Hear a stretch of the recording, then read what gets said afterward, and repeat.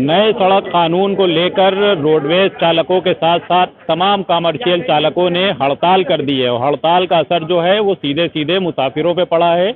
हम खैसरबाग बस अड्डे पर खड़े और हम आपको तस्वीरों में दिखाएं कि जो रोडवेज की बसें हैं वो तमाम खड़ी कर दी गई हैं। ड्राइवरों ने चक्का जाम कर दिया है और जो बहुत से यात्री हैं यहाँ पर सैकड़ों की तादाद में वो यात्री परेशान है, अपने जो जगह जाना चाहते हैं वो नहीं जा पा रहे हैं। हम आपको तस्वीरों में दिखाने की कोशिश करते हैं कि बहुत से ऐसे यात्री हैं जो सुबह से यहाँ पर बैठे हुए हैं और अपने जो गंतव्य को जाना चाहते हैं वो नहीं जा पा रहे। कहाँ जा रहे थे आप और क्या परेशानी? बहराइच। कब से यहाँ पर हैं? अरे कम से कम 3 घंटा से यहाँ बैठा हूँ। अच्छा, कहाँ साधन कोई नहीं मिल रहा है भाई। अभी रात बिरात आदमी कहाँ जाएगा, क्या करेगा, कहाँ खाएगा, कहाँ रहेगा?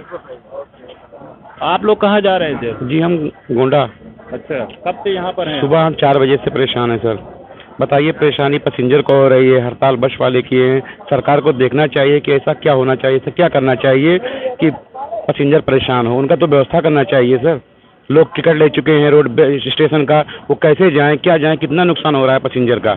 एक महिला भी हमारे साथ हैं। कहाँ जा रही थी आप लोग को, क्या परेशान? गोंडा जाना था सर। हाँ, कब से हैं यहाँ पे? सर 2-3 दिन हो गया है। कोई सूचना मिल रही है क्या हो है? सर अब अभी तो लग रहा है कि अब आज तो नहीं जाने को मिलेगा। कल भी आई थी, कल भी वापस गई थी।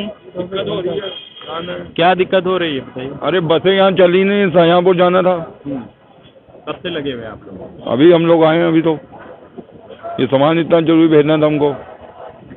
बहुत से यात्री जो हैं देखिए परेशान हैं। आप कहाँ जा रहे थे सर? हम गोंडा जा रहे थे, सवारी नहीं मिल रही, लेकिन को बसें थे सब स्ट्राइक किए हैं 24 घंटा से। 24 घंटा से बसें नहीं चलती, 24 घंटे के स्ट्राइक किए हैं। स्ट्राइक क्यों हो गई है?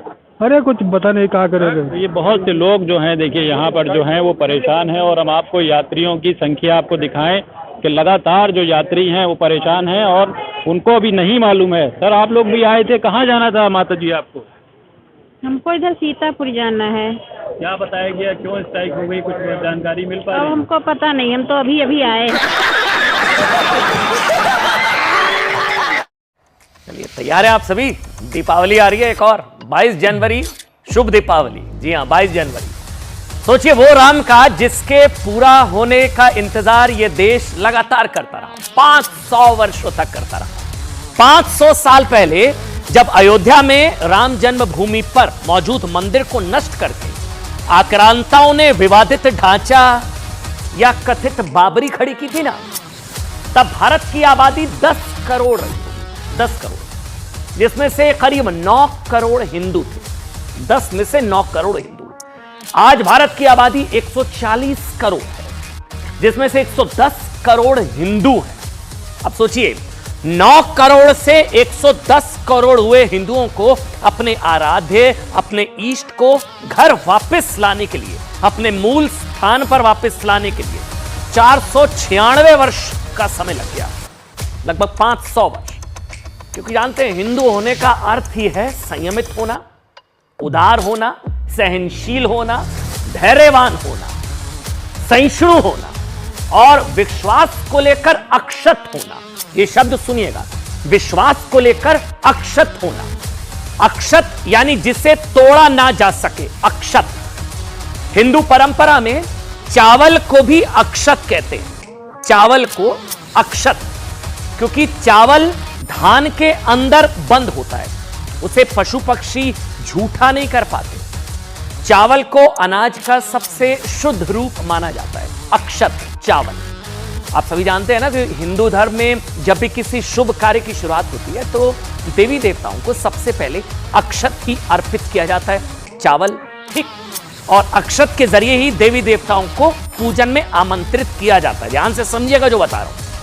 अब जब पूरा देश अयोध्या के राम मंदिर में रामलला के विराजने की प्रतीक्षा कर रहा है ना, तब आज से 15 जनवरी तक, आज से 15 जनवरी तक देश में अक्षत कलश यात्रा निकालकर राम भक्तों को श्री राम के दर्शन के लिए आमंत्रित किया जा रहा है। आज से, ठीक, अक्षत कलश यात्रा विश्व हिंदू परिषद के कार्यकर्ताओं द्वारा निकाली जा रही इस अक्षत यात्रा के दौरान देश के 10 करोड़ परिवारों को, कितने?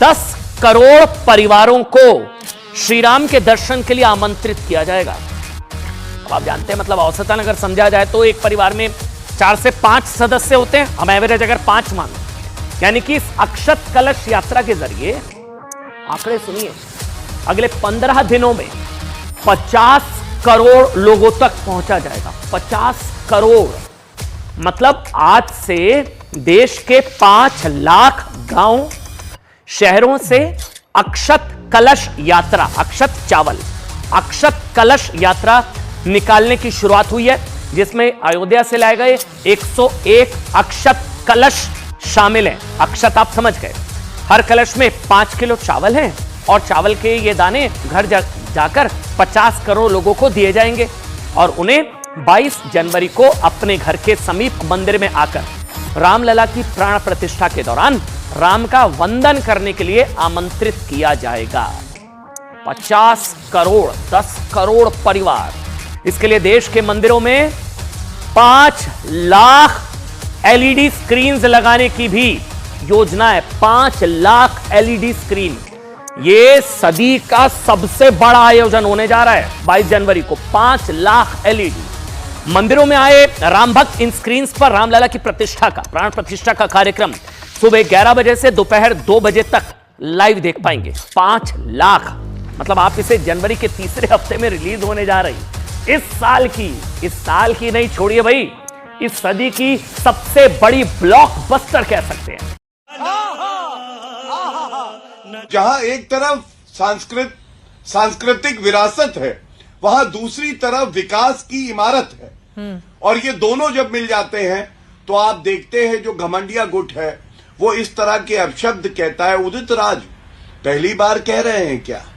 स्वामी प्रसाद मौर्य धोखा बता रहे हैं हिंदू धर्म को। रामचरितमानस को फाड़ के फेंकते हैं समाजवादी पार्टी के कार्यकर्ता। ठीक है। कांग्रेस पार्टी हिंदू आतंकवाद, राहुल गांधी लड़के छेड़ने मंदिर में जाते हैं, भगवा आतंकवाद, हिंदू आतंकवाद, लेकिन उन सबको जवाब मिला है। आज हिंदू धर्म की ताकत यह है चित्रा जी, किसी की इतनी हिम्मत नहीं है कि भव्य राम मंदिर का विरोध कर दें। अंदर से चाहे बाबर की तरह सिसकियां लेके रो रहे हैं, अखिलेश यादव और राहुल गांधी एक कमरे में बैठ के अपने आंसू पोंछ रहे हैं, लेकिन उनकी इतनी हिम्मत नहीं है कि वो भव्य राम मंदिर का विरोध कर दें। ये है हिंदुत्व की ताकत, भारत की ताकत, हमारी संस्कृति की। अनुराग भदौरिया जी, अभी मजा आएगा ना। देखिए, जम्मू कश्मीर एक ऐसी स्टेट रही है जिसके सर पर दोनों देश जो थे अपनी सरकारें बनाते थे, पाकिस्तान भी और हिंदुस्तान भी। लेकिन जब से बीजेपी आई है उन्होंने ये बिजनेस खत्म कर दिया जम्मू कश्मीर के अंदर। आप देखते थे कि आए दिन जो थे, मतलब कश्मीरी हुक्मरान जो थे वो जम्मू की पब्लिक को दबाते थे, लेकिन बीजेपी गवर्नमेंट ने वो सारी चीजें 370 हटा के उन्होंने जितना बड़ा कदम उठाया है, शायद ही कोई सरकार ऐसा कर पाती जो बीजेपी ने कर दिया है। तो दूसरा, मैं तो यही देखता हूं कि जम्मू कश्मीर में सबसे ज्यादा हालात खराब थे। हमारे देश की बात भी करें, अगर देश की बात भी करें तो जम्मू कश्मीर एक ट्रांजिट कैंप था, उन्होंने बनाया हुआ पहली सरकारों ने, कि वहां पे हलचल करवा के पूरे देश में वो अपनी सरकारें बनाते थे जम्मू को डिस्टर्ब करके। लेकिन जब से बीजेपी गवर्नमेंट आई है, जम्मू बिल्कुल पीसफुल है। देखिए, बहुत बड़ा फर्क है। पहले जो विचारधाराएं थी, पाकिस्तान मैच जीतता था तो जम्मू यूनिवर्सिटी के अंदर, जम्मू के कॉलेजों के अंदर पाकिस्तान जिंदाबाद के नारे लगते थे। लेकिन जब से बीजेपी गवर्नमेंट आई है, हमें खुशी सिर्फ इस बात की है क्योंकि हम दबे हुए थे, बोल नहीं सकते थे। हालात जम्मू कश्मीर के ऐसे थे कि तुमने अगर उनके खिलाफ आवाज उठाई जो कि पाकिस्तान के समर्थक हैं, उल्टा तुम्हें उठा के जेलों में बंद कर देंगे और निकलवाने वाला कोई नहीं है। लेकिन जब से बीजेपी की गवर्नमेंट आई है, वो सारा सिस्टम बंद हो गया है। कोई भी देश विरोधी नारा जम्मू में नहीं लग रहा है। पत्थरबाज देखो, कश्मीर के अंदर 1 महीने में 20-20 दिन कश्मीर बंद रहता था, लेकिन बीजेपी गवर्नमेंट आने की वजह से अब 1 दिन भी कश्मीर बंद नहीं रहता है। और आपके बीच में तो बाबा महाकाल के महालोक के बाद अब ये सारा निमाड़ इस बात के लिए लालायित है कि हमारा क्या खंडवा, क्या खरगोन, क्या बुरहानपुर, क्या बड़वानी, हमारे सारे के सारे जिले सब विकास के दरकार में धार्मिक पर्यटन को बढ़ाने के लिए भी आगे बढ़ेंगे। मैं आपको आश्वस्त करता हूं, निश्चित रूप से ये सारे जिलों में विकास के लिए इस दिशा में भी ठोस कदम किया जाएगा। जो यहाँ का जनप्रतिनिधि कहेंगे वो सारी की सारी मांगे मान ली जाएगी और हम अपने यहाँ रोजगार के नए अवसर खोलेंगे। आने वाले समय में जैसे ये खंडवा की ट्रेन आपके पास आ रही है, ब्रॉडगेज लाइन, इस ब्रॉडगेज लाइन के माध्यम से मेरी अश्विनी वैष्णव जी से बात हुई। हमने कहा कि ये जो भविष्य में रेलवे ट्रैक उत्तर से दक्षिण को जोड़ने वाला, वर्तमान में अगर खंडवा तक दक्षिण की ट्रेनें आती है, फिर वो इटारसी जाती है, फिर भोपाल जाती है, फिर ग्वालियर जाती है और बाद में दिल्ली पहुंचती है, लगभग 250-300 किलोमीटर का चक्कर बच सकता है अगर वो ट्रेन सीधी खंडवा से हमारे इस परंपरागत इंदौर के मार्ग पे निकाल दो तो लगभग लंबा समय बचेगा। और हमने कहा कि अभी आपने सिंगल ट्रैक बनाया, ये डबल ट्रैक बनाने की मांग उनके सामने रखी है और बहुत जल्दी विचार करके वो उस योजना पे काम करेंगे जिसके माध्यम से एक नया रेल का ट्रैक आपसे जुड़ेगा, जिसके माध्यम से बड़े पैमाने पर विकास की संभावना आएगी। हमारा अपना उज्जैन, इंदौर और अब ये आगे जाने वाला 4 लेन, जिसके माध्यम से आने जाने की जो समस्या आती है, ये भेरू घाट, ये तमाम प्रकार के छोटे छोटे रास्ते खंडवा से लगा के इंदौर तक का पूरा 4 लेन जब बनेगा तो विकास का बड़ा दरवाजा खुलेगा।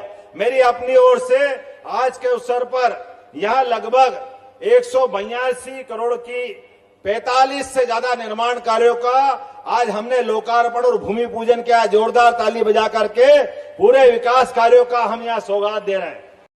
मस्त जोक मारा रे, ये हंस रे हलकट हंस।